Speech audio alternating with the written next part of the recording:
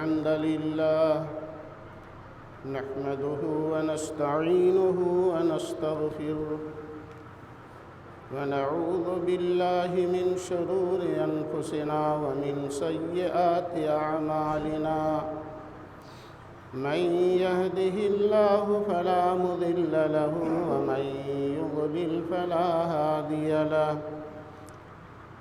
وأشهد أن لا إله إلا الله وحده لا شريك له وأشهد أن محمدًا عبده ورسوله أما بعد فإن أصدق الحديث كتاب الله وخير الهدي هدي محمد صلى الله عليه وسلم وشر الأمور محدثاتها وكل محدثة بدعة وكل بدعة ضلالة وكل ضلالة في النار. أعوذ بالله من الشيطان الرجيم. بسم الله الرحمن الرحيم. قاف والقرآن المجيد بل عجبوا أن جاءهم منذر منهم فقال الكافرون هذا شيء عجيب. قال الله تبارك وتعالى في كلامه الكريم. بسم الله الرحمن الرحيم. والذين يكنزون الذهب والفضة ولا ينفقونها في سبيل الله فبشرهم بعذاب أليم.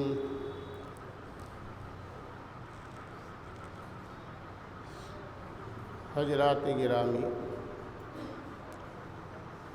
نوجوان ساتھیوں، عزیز بچوں،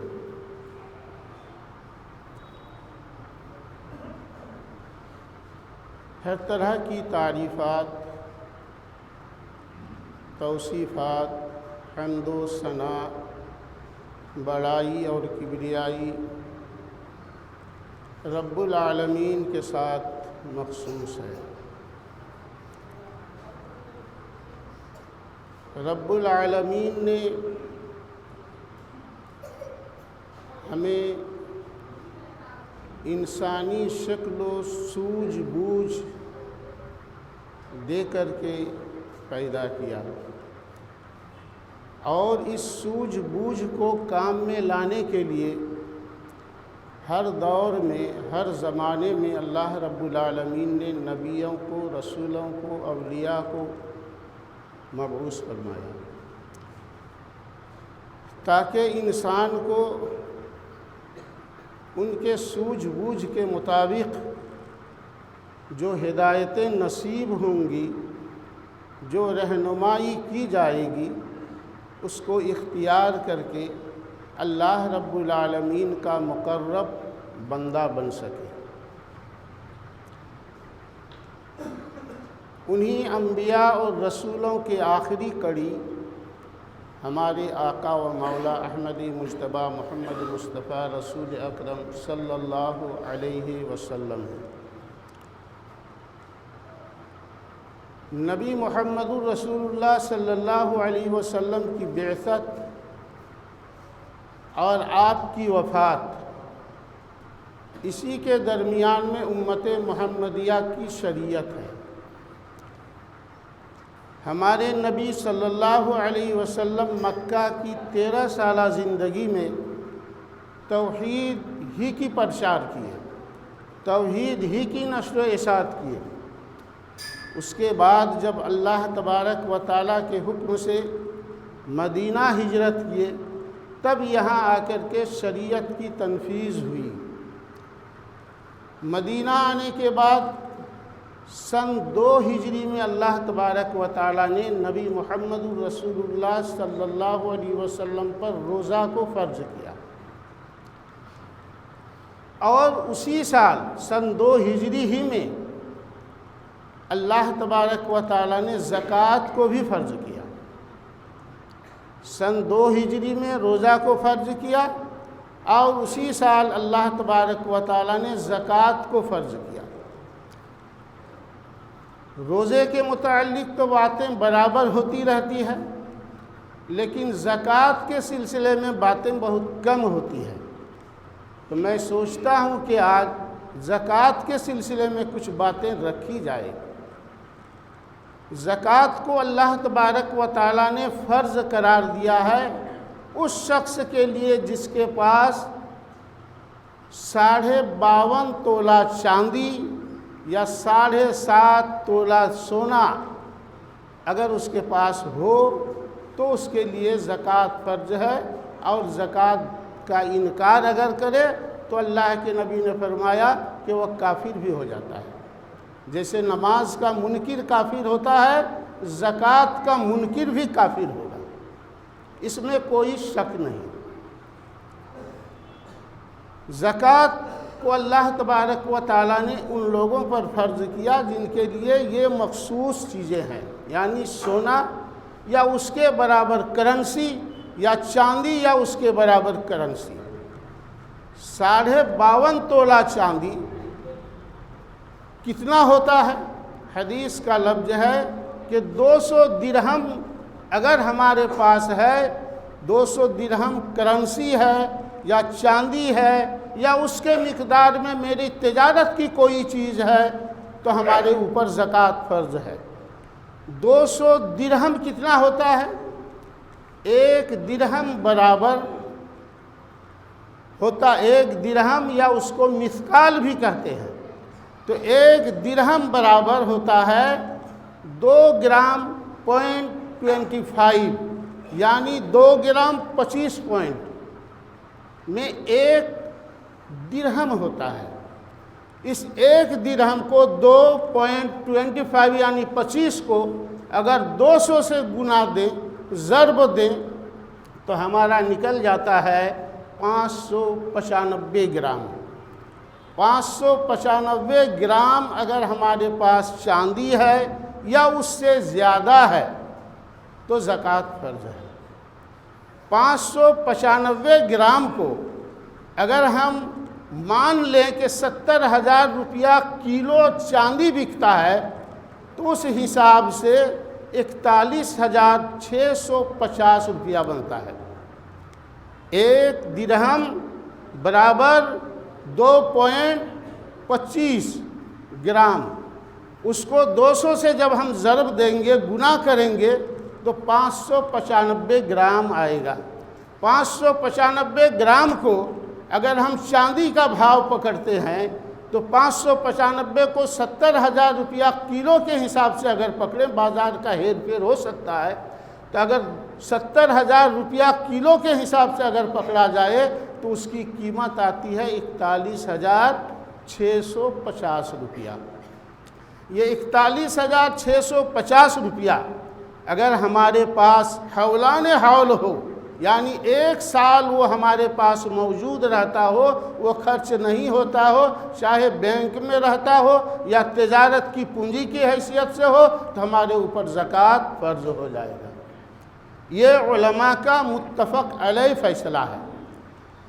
سونے کے حساب سے اگر پکڑا جائے، 20 دینار سونے میں زکوٰۃ فرض ہے۔ 20 دینار سونے میں زکوٰۃ فرض ہے۔ 1 دینار برابر 1 دینار برابر 4 گرام 25 پوائنٹ کا آتا ہے۔ تو 4 گرام 25 پوائنٹ کا اگر مان لیا جائے تو اس حساب سے 85 گرام سونا اگر ہے ہمارے پاس تو اس کی زکوٰۃ ہم پر دینا واجب اور ضروری ہو جاتا ہے، چاہے زیور کی شکل میں ہو، چاہے پونجی کی شکل میں ہو، چاہے سونے کی شکل میں ہو یا چاندی کی شکل میں ہو۔ اگر ہمارے پاس 85 گرام کی مالیت، 85 گرام سونے کی مالیت اگر ہمارے پاس ہے تو زکوٰۃ فرض ہے۔ اور اس زکوٰۃ کو اگر انکار کریں گے تو حضرت ابوبکر صدیق رضی اللہ تعالیٰ عنہ نے اعلان جنگ کیا تھا۔ 500 اگر 85 گرام سونے کی قیمت پکڑا جائے، 5200 روپیہ گرام کے حساب سے، یعنی 52,000 روپیہ میں 10 گرام کو اگر مان لیا جائے، اس حساب سے اگر اس کی قیمت پکڑا جائے تو اس میں ہو جاتا ہے 4,42,000۔ 4,42,000 کی مالیت اگر ہمارے پاس ہو اور وہ حولان حول ہو، سال بھر وہ مال میرے پاس رہتا ہو، چاہے زیور کی شکل میں رہتا ہو یا پونجی کی شکل میں رہتا ہو، تو ہمارے اوپر زکوٰۃ فرض ہو جاتا ہے۔ یہ ہے زکوٰۃ کا اصول۔ اسی طرح سے اونٹ والے کے لیے ہے، اگر کسی کے پاس 4 اونٹ ہے اس پر زکوٰۃ نہیں ہے۔ 5 اونٹ اگر ہو گیا تو اس کو 1 بکری دینا پڑے گا۔ 9 اونٹ اگر ہے تو 1 ہی بکری میں چلے گا۔ 10 اونٹ جہاں ہوا نہ 2 بکریاں دینا پڑے گا۔ اسی طرح سے 14 اونٹ اگر ہے تو اس کو 2 ہی بکری اس کے لیے کافی ہے، لیکن 15 اونٹ جب ہو جائے گا تو پھر 3 بکریاں اس کو دینا پڑے گا۔ اسی طرح سے 24 تک تو 4 بکریاں آ جاتی ہے۔ 25 اونٹ جہاں ہو کسی کے پاس موجود ہے تو 25 اونٹ پر 1 اونٹ 1 سالہ بچہ دینا پڑے گا۔ یہ ہے اونٹوں کا۔ بیل اور بھینسوں کا ہر 30 میں 1 بیل دینا پڑے گا، 1 بچڑا یا 1 بچھیا دینا پڑے گا، 30 سے لے کر کے 40 تک۔ اور 40 اگر آپ کے پاس 40 بکریاں ہیں تو 40 بکری میں 1 بکری دینا پڑے گا، یہ زکوٰۃ۔ اور 40 سے لے کر کے 120 تک 1 ہی بکری کافی ہے۔ 121 اگر ہو گیا تو پھر 2 بکریاں دینا پڑے گا زکوٰۃ میں۔ یہ ہے زکوٰۃ کا اصول۔ اسی طرح سے پیداواری کا کوئی چیز پیدا زمین کے اندر، جیسے دھان ہو، گیہوں ہو یا اور دوسری چیزیں ہوں، تو اس کی پیداواری میں کیا ہم کو ہے؟ 5 اوسق، حدیث کا لفظ بخاری شریف کا لفظ ہے کہ 5 وسق کے کم میں زکوٰۃ نہیں ہے، عشر نہیں ہے۔ 5 وسق کتنا میں ہوتا ہے؟ 1 وسق 60 ساکہ ہوتا ہے۔ 60 کو 500 سے گنا دے دیجئے تو آپ کا جو نکلتا ہے 6.5 کنٹل، 6 کنٹل 30 کلو۔ اور بعض لوگوں نے وہ سا کے وزن کے اندر اختلاف کرنے کی بنا پر 653 کلو بتایا ہے۔ یہ 653 کلو اگر ہمارے پاس پیداوار کی کوئی چیز ہے تو 10واں حصہ نکالنا پڑے گا۔ کب 10واں حصہ نکالیں گے؟ جب اس زمین کے اندر پانی نہیں پٹائے ہیں، اس زمین کے اندر کوئی دوسری چیز پٹائی کا خرچ نہ ہو، تب 10واں حصہ لگے گا۔ اسی کو عشر کہتے ہیں۔ 10واں حصے کا معنی ہے عشر، عشر کا معنی 10واں حصہ۔ اور اگر اس زمین کو پانی اور سینچائی کے ذریعے سے ہم نے اس پیداوار کو اگایا ہے تو اس کے لیے 20واں حصہ ہے، نصف العشر، 20واں حصہ ہے۔ یہ ہے زکوٰۃ دینے کا طور طریقہ۔ اگر زکوٰۃ سے کوئی انکار کرے، حضرت ابوبکر صدیق رضی اللہ تعالی عنہ کے دور میں کچھ ایسے لوگ تھے جو لوگ زکوٰۃ دینے سے انکار کرتے تھے، تو حضرت ابوبکر صدیق رضی اللہ تعالی عنہ نے اعلان جنگ کر دیا، کہا کہ واللہ لو منعونی عقالا، خدا کی قسم اگر کوئی آدمی اونٹ کے ساتھ یا بکری کے ساتھ اس کی رسی بھی اللہ کے رسول کے زمانے میں دیا کرتا تھا، اور اس کو دینے سے اگر کوئی روک دے لقاتلتہم علی منعہ، تو اس کے روکنے کی بنا پر میں ان سے جہاد کروں گا، لڑائی کروں گا۔ حضرت ابو عمر فاروق رضی اللہ تعالیٰ عنہ تشریف لائے اور لانے کے بعد کہے کہ اے ابو بکر، آپ خلیفۃ المومنین ہیں، آپ یہ بتائیے کہ وہ لوگ اگر نماز پڑھتا ہو اور زکوٰۃ نہ دیتا ہو تو آپ کیسے ان سے یہ کیجیے گا، لڑائی کیجیے گا؟ حضرت ابو بکر نے کہا کہ خدا کی قسم میں اس سے جہاد کروں گا جو نماز کو تو قائم کرتا ہو لیکن زکوٰۃ نہ دیتا ہو، اس سے میں لڑائی کروں گا، اس سے میں جہاد کروں گا۔ حضرت عمر نے پھر کہا کہ اے ابو بکر ذرا اس میٹر پر سوچئے. کہا کہ سوچنے کی کوئی بات نہیں ہے. حضرت عمر رضی اللہ تعالیٰ عنہ نے دلیل پیش کی کہ جس نے من قال لا الہ الا اللہ فقد عصم منی دماءہم و اموالہم، جو آدمی لا الہ الا اللہ کہے گا اس کا مال محفوظ رہ جاتا ہے، اس کی جان محفوظ رہ جاتی ہے. یہ تو اللہ کے نبی کا فرمان ہے.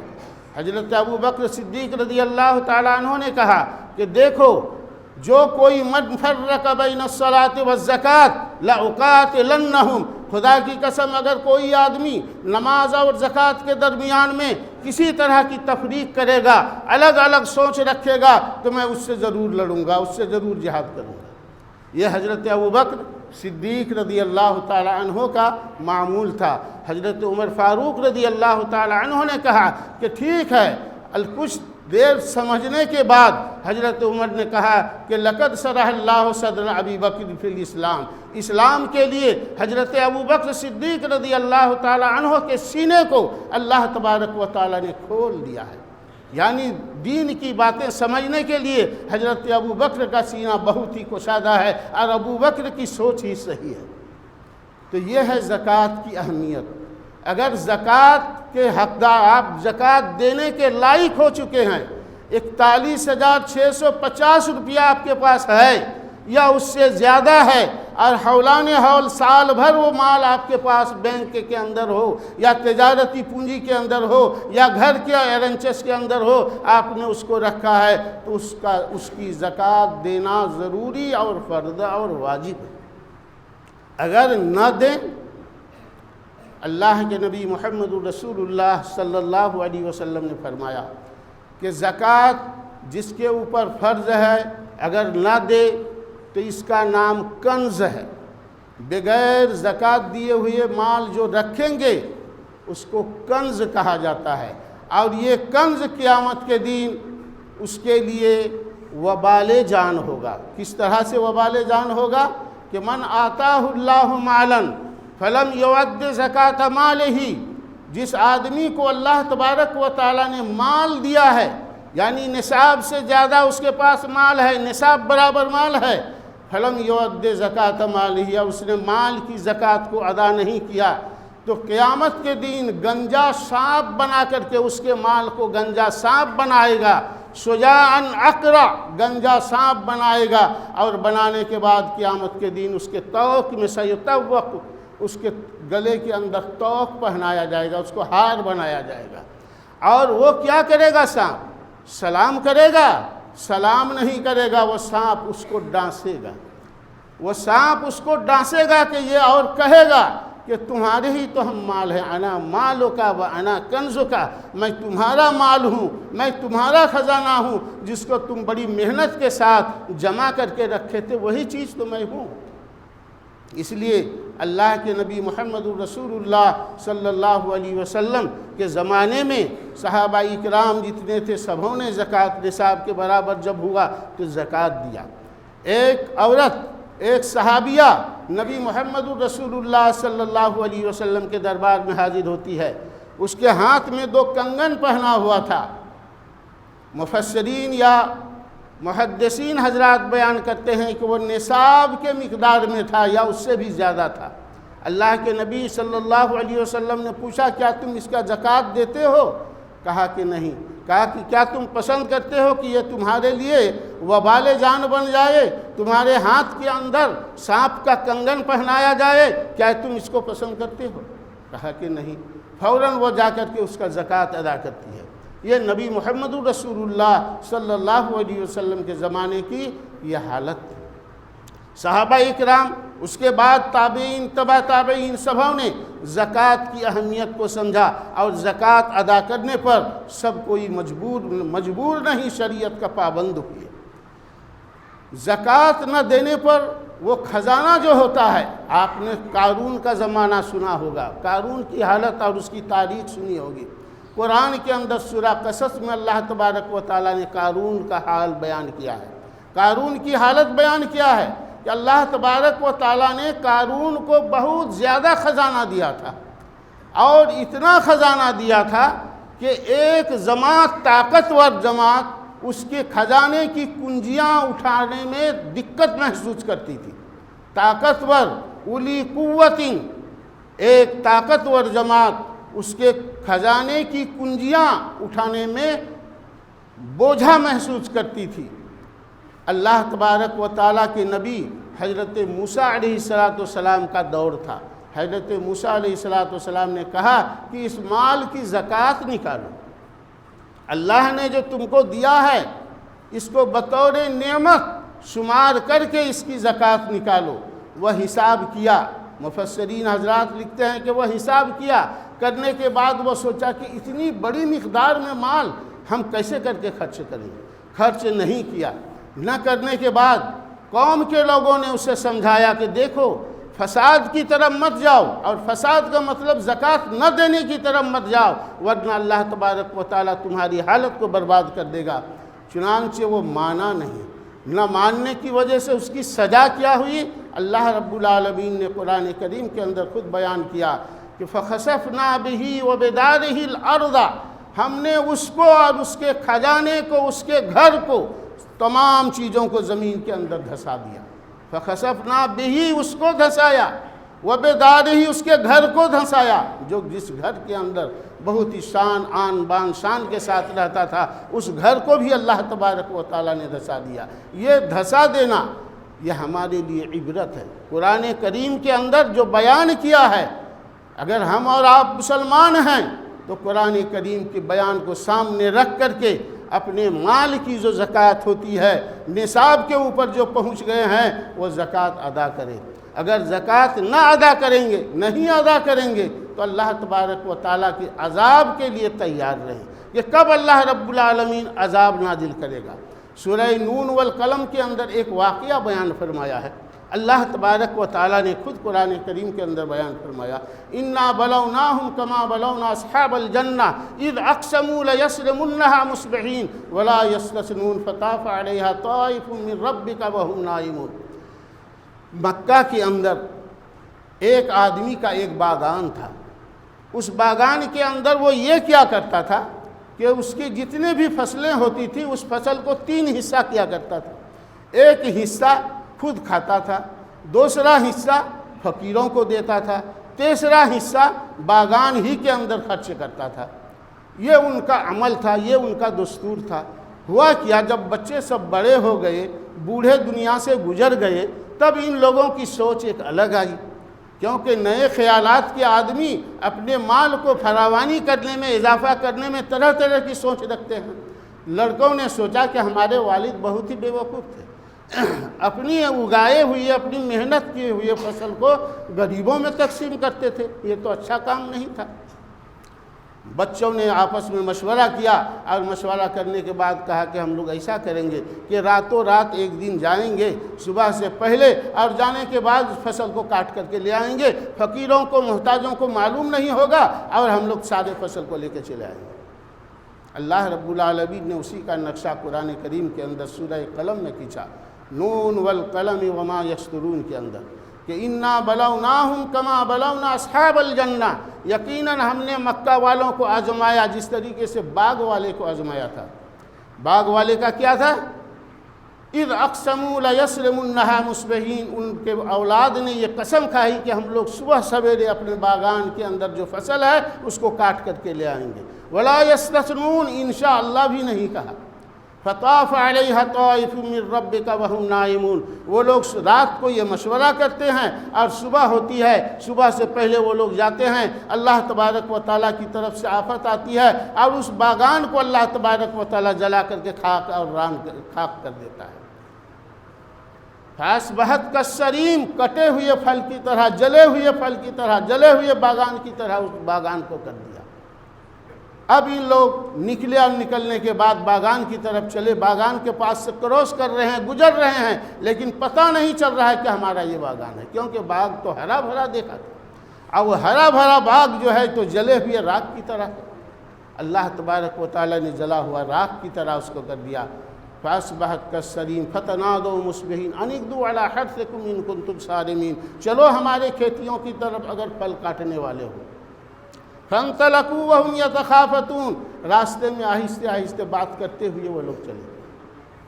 فانطلقوا وهم يتخافتون اللہ يدخلنها اليوم علیکم مسکین، کہ آج کے دن ہمارے یہاں کوئی مسکین جیسے نہ آئے باغان کے اندر۔ یہ مسکین اور فقیر جو ہیں یہ اللہ تبارک و تعالیٰ کی رحمت ہے کہ ہمارے گھروں پر آتے ہیں، ورنہ مسکینوں کو پہنچا دینا پڑے گا۔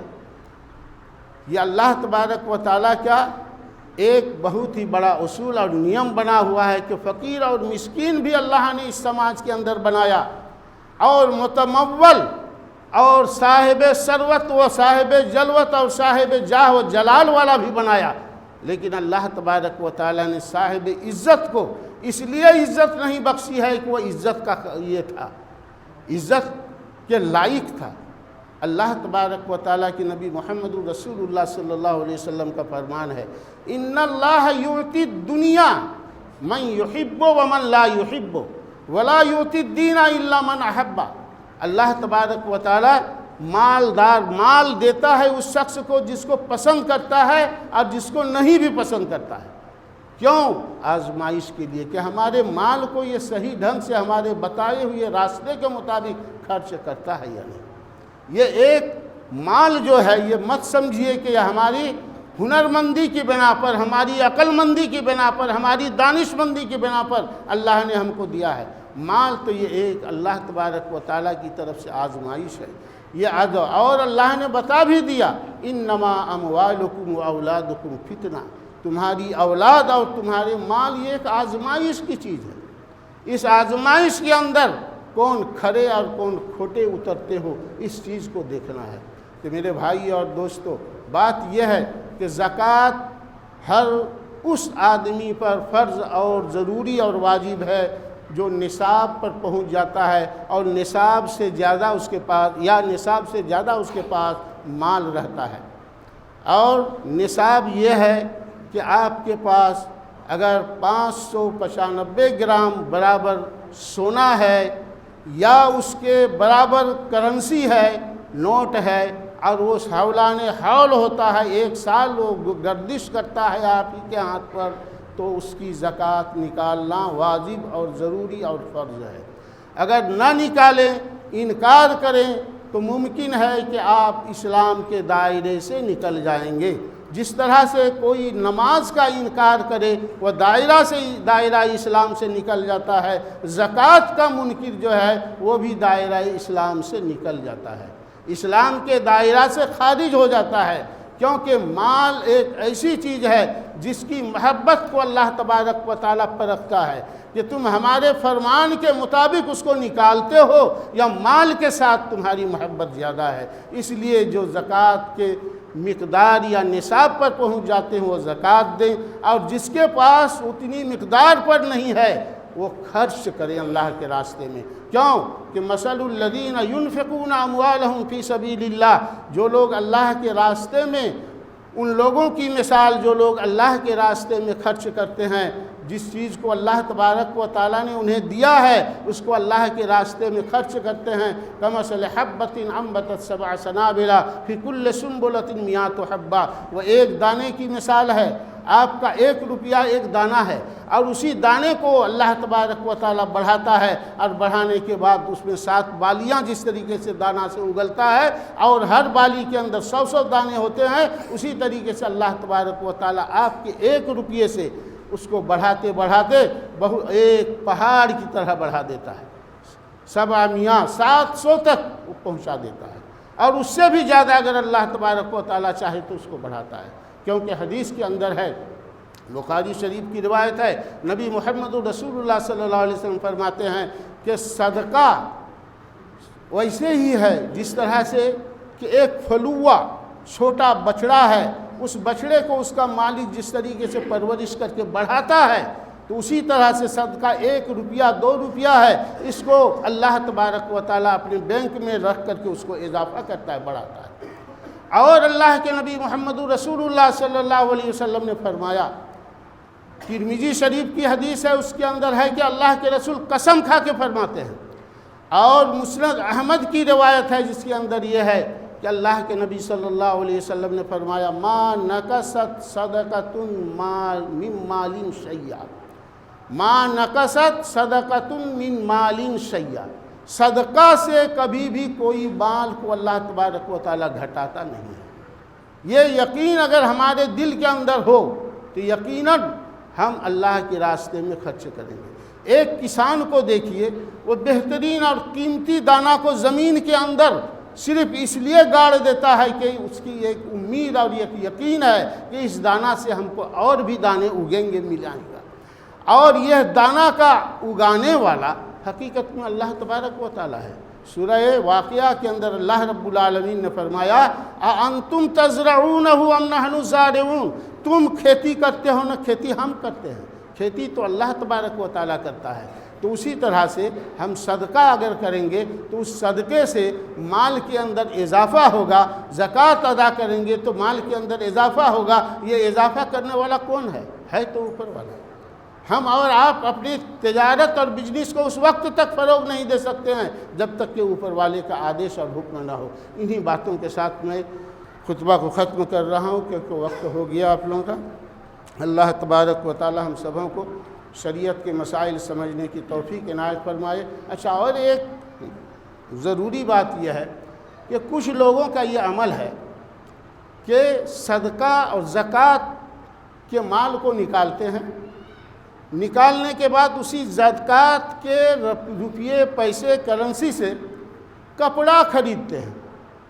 یہ خریدنا جائز نہیں ہے۔ زکوٰۃ آپ کرنسی نکالتے ہیں، کرنسی ہی آپ کو دینا پڑے گا، کیونکہ جو ضرورت مند ہے، کرنسی نکالنا آپ کا کام ہے، ضرورت مند جو ہیں اس کا حساب و کتاب ہے کہ وہ کس طرح سے وہ خرچ کرے گا۔